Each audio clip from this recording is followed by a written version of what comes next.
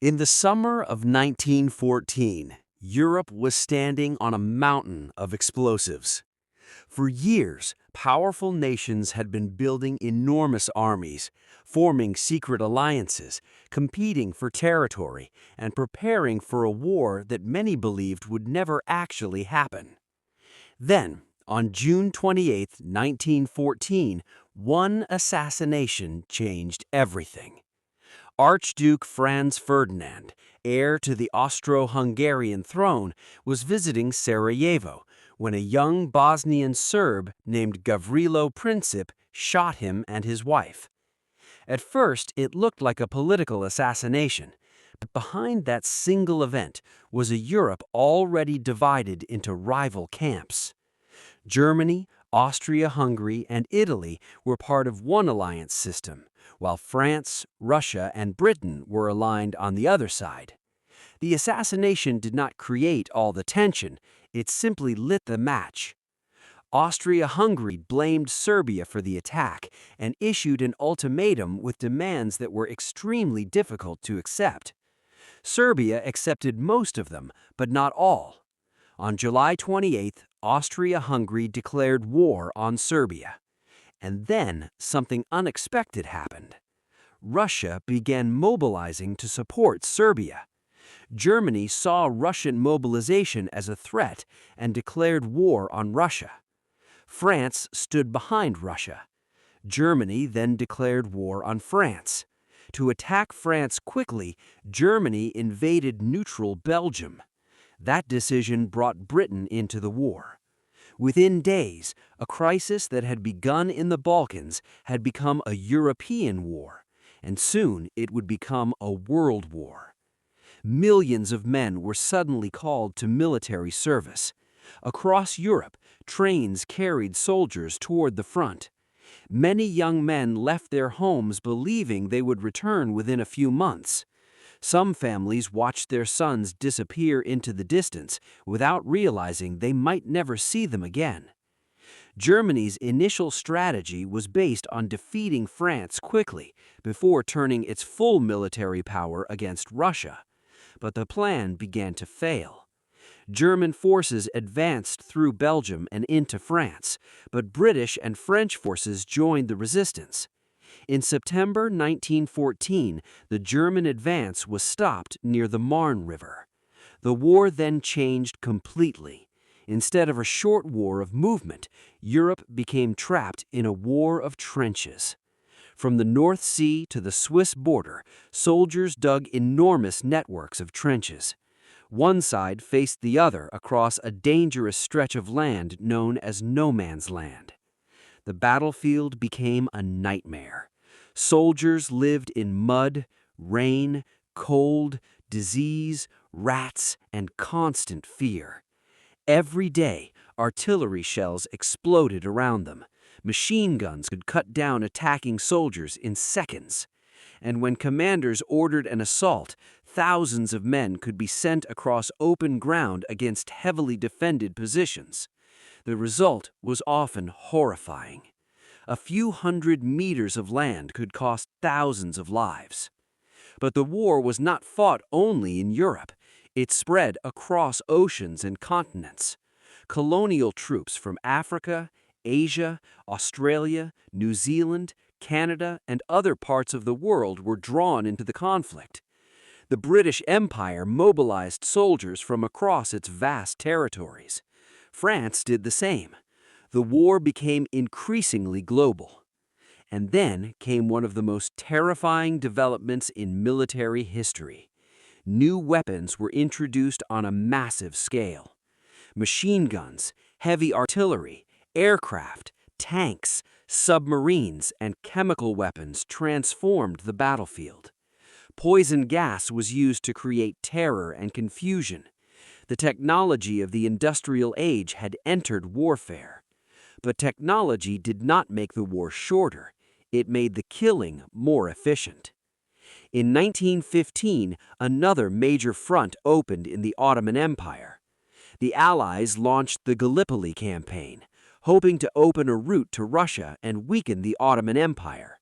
But the campaign became a disaster for the attacking forces. Australian and New Zealand troops, known as Anzacs, fought alongside British and other Allied forces. After months of brutal fighting, the Allies eventually withdrew. The war continued, and in 1916, two of its bloodiest battles began: Verdun and the Somme. At Verdun, German and French forces fought for months. The battle became a symbol of endurance and destruction. At the Somme, the British and French launched a major offensive. On the first day alone, the British Army suffered enormous casualties. The battle continued for months, but the strategic gains were extremely limited compared with the human cost. By this point, the dream of a quick victory had disappeared.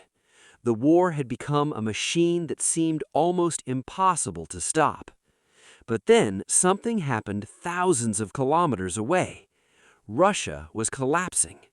Years of military failures, economic problems, food shortages, and political unrest had weakened the Russian Empire.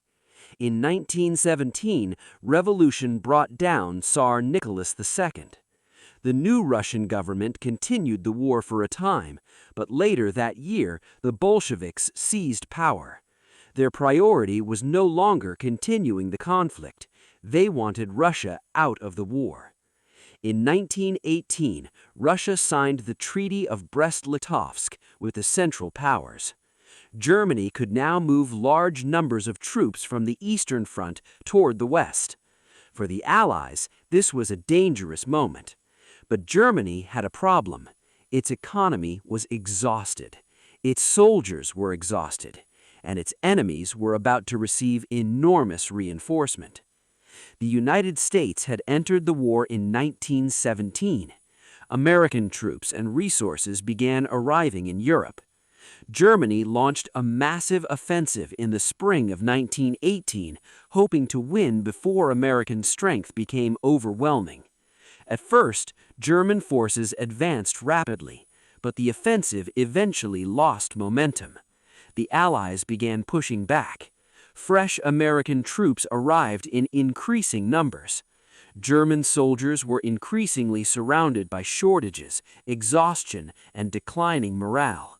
At home, political unrest was growing. By the autumn of 1918, Germany could no longer continue the war effectively. One by one, its allies collapsed. The Ottoman Empire sought an armistice. Austria-Hungary broke apart, and inside Germany, revolution spread.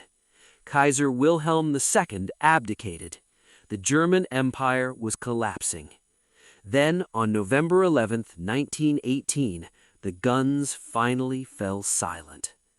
The First World War was over, but the world it left behind was almost unrecognizable. Around 20 million people died as a result of the war, including military personnel and civilians. Millions more were wounded, displaced, or permanently affected. 4 great empires collapsed or became transformed: the German Empire, the Austro-Hungarian Empire, the Ottoman Empire, and the Russian Empire. New countries appeared, old borders disappeared, and the political map of Europe was redrawn. But perhaps the most important consequence came later. In 1919, the victorious powers created the Treaty of Versailles. Germany was forced to accept responsibility for the war and faced severe territorial, military, and financial restrictions. Many Germans considered the settlement humiliating. The economic and political instability that followed helped create an environment in which extremist movements could gain support. Less than 2 decades later, Europe would again be at war. World War II would become even more destructive. And that is one of the greatest lessons of First World War. The war did not simply begin with one bullet in Sarajevo. That bullet entered a world already filled with rival alliances, nationalism, military competition, imperial ambitions, and political tension. The assassination was the spark, but the powder had been accumulating for years. And when the explosion finally came, it did not destroy only armies. It destroyed empires, changed borders, transformed societies, and shaped the century that followed. The First World War was supposed to be the war that ended wars. Instead, it became the beginning of a new and even more dangerous chapter in human history. If you enjoyed this documentary, don't forget to like, subscribe, and share.